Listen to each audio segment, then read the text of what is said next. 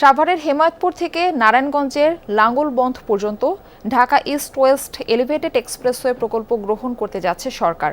৩৯ কিলোমিটারের এক্সপ্রেসওয়ের সম্ভাব্য ব্যয় ধরা হয়েছে ৩৬,০০০ কোটি টাকা। দুপুরে এই নিয়ে আয়োজিত এক কর্মশালায় সড়ক পরিবহন ও সেতুমন্ত্রী বলেন, অতীত সরকারের মতো ঢালাওভাবে মেগা প্রজেক্ট গ্রহণ করতে চায় না বিএনপি সরকার, তবে জনগণের উপকারে আসবে এমন প্রকল্প অগ্রাধিকার পাবে।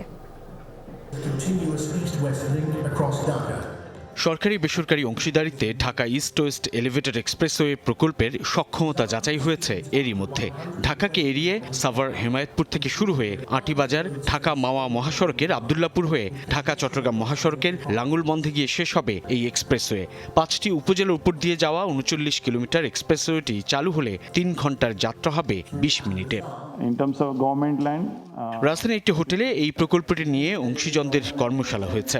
বিশেষজ্ঞদের মতে এটি জাতীয় যোগাযোগের ক্ষেত্রে অনন্য উদ্যোগ।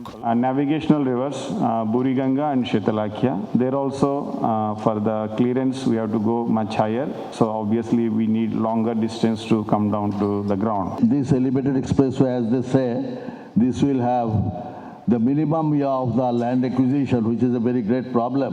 The benefit we are getting, a part of that from the airport to this part of the line. Otherwise, you could not have come over here right today for the meeting.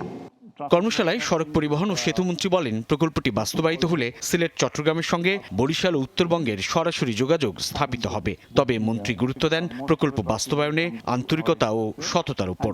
Dhaka Sylhet মহাসড়ক 4 বছর হয়েছে land acquisition হয়নি। 16,000 কোটি টাকার project, এখন যা ব্যয় বেড়েছে, নতুন করে সমন্বয় করতে গেলে যা হবে 30 থেকে 35% ব্যয় বেড়ে যাবে। কনস্ট্রাকশন ফার্ম, বড় বড় ফার্ম, তারা প্রকল্প নিয়ে, কাজ নিয়ে, লট নিয়ে বছরের পর বছর যেভাবে ফেলে রেখেছে, এখনো তাগাদা দিলে কাজ করতে চায় না। তারাও কিন্তু এই স্টেক হোল্ডারদের মধ্যে আছে।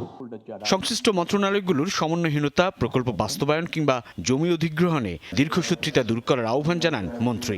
সেলফ কিছু গোল ঠিক না করে আমরা খুবই আগের সরকারের মতো ঢালাওভাবে মেগা প্রজেক্ট নিতে চাই না। যতটুকু বাস্তবায়ন করতে জানি বা পারবো সেইভাবে আমরা যদি প্রস্তুতি নেই, ডেফিনেটলি আয়োজন সার্থক হবে, এই প্রকল্প সার্থক হবে। যেভাবে প্রকল্পটি প্রণয়ন করবেন সেই সময় সীমার মধ্যে যেন জমি অধিগ্রহণ নিশ্চিত করা যায় এবং যাতে প্রকল্পের ব্যয় বৃদ্ধি না পায়।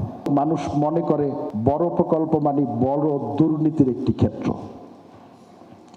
সেই জিনিসটি থেকে আমরা বের হয়ে আসতে চাই। 2027 থেকে 2030 সাল Dhaka east west elevated expressway নির্মাণের সময়সীমা নির্ধারণ করা হয়েছে। যোগাযোগ ব্যবস্থার আমূল পরিবর্তন দরকার। সাইফুদ্দিন রবিন, যমুনা নিউজ, ঢাকা।